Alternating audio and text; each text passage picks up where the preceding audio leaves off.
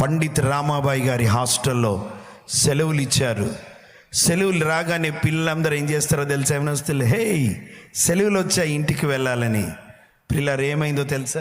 అందరూ ఇంటికి వెళ్తూ ఉంటే 10 మంది అమ్మాయిలు, వినండి, 10 మంది అమ్మాయిలు, వాళ్ళకొక తృష్ణ, వారికి ఒక ఆకలి కలిగింది. మేము పరిశుద్ధాత్ముని చేత నింపబడాలంటే ఎలా అని అక్కడ దగ్గరలో ఉన్న ఒక పాస్టర్ గారి దగ్గరికి వెళ్ళి అడిగారంట. పాస్టర్ గారు, అపోస్తల కార్యం 2వ అధ్యాయంలో ఆత్మ కుమ్మరింపు జరిగింది కదా, అంత్య దినములలో కూడా దేవుడు తన ఆత్మను కుమ్మరిస్తానన్నాడు కదా, యవనస్తులు దర్శనాలు చూస్తారని ఉంది కదా, మేము యవనస్తులం కదా, మేము ఈ అనుభవంలో రావచ్చా? మాకు ఈ అనుభవం వర్తిస్తుందా? మా కొరకు ఈ మాట చెప్పబడిందా అంటే ఆ పాస్టర్ గారు అన్నారంట, మీరు చాలా చిన్నపిల్లలు, ఇంటికి వెళ్ళండి, హాలిడేస్ కదా, సెలవులు కదా, ఇంటికి వెళ్ళండి, ఇంత అవసరమా మీకు అని వాళ్ళని నిరుత్సాహపరిచాడు. ఆ టైంలో ఈ 10 మంది అమ్మాయిలు, యవనస్తులు, వినండి చాలా జాగ్రత్తగా, పాస్టర్ గారు చెప్పినటువంటి మాట నచ్చలేదు. వారు గదిలోనికి వెళ్ళారు. అందరూ సెలవులకు ఇంటికి వెళ్ళిపోయారు. ఆ 10 మంది గదిలోనికి వెళ్ళారు. అక్కడ పిల్లల కిటికీ వేసుకున్నారు, అమ్మాయిలు తలుపు వేసుకున్నారు. అపోస్తల కార్యం 2వ అధ్యాయం తీశారు.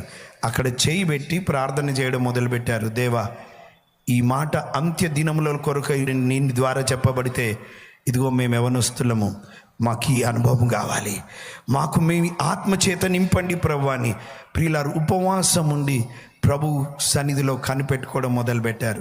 మొదటి రోజు ఏడుస్తున్నారు, దేవా మమ్మల్ని మీ ఆత్మచేత నింపండి, మమ్మల్ని సాక్షులుగా నిలబెట్టండి, నీ చేతిలో బలమైన పాత్రలుగా వాడుకోనండి ప్రభు అని. 1 రోజు అయిపోయింది, 5వ రోజు అయిపోయింది, లోకానికి వారికి సంబంధం లేదు.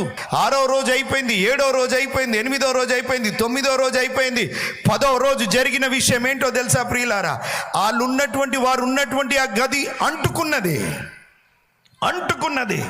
అంటుకోగానే అక్కడ ఉన్నటువంటి వారు చూసారే, ఆ అమ్మాయిలు కూర్చున్న గది అంటుకున్నది అనేసరికి అక్కడ ఉన్న వారంతా బకెట్లతో, బిందెలతో నీళ్లు తీసుకొచ్చి ఆర్పడానికి ప్రయత్నిస్తూ ఉన్నారు. వారు ఎంత ఆర్పాలని చూసినా ఆ మంట ఆరట్లేదు. చివరికి వారికి అర్థమైనటువంటి విషయం ఏంటంటే, ఇది భౌతికమైన మంట కాదు, పరిశుద్ధాత్ముడు రగిలించిన మంట. తలుపు పగలగొట్టి చూసేసరికి దేవుని బలమైన ఆత్మచేత నింపబడి దేవుని కొరకు భాషలతో మాట్లాడుతూ వారు ప్రభువులో ఆనందించడం మొదలుపెట్టారు. ప్రియులారా, 10వ రోజు రగిలించబడిన మంట, పరిశుద్ధాత్మని కుమ్మరింపు, ఆ ప్రాంతాలు ప్రభు కొరకు రగిలించబడ్డాయి. హల్లెలూయా.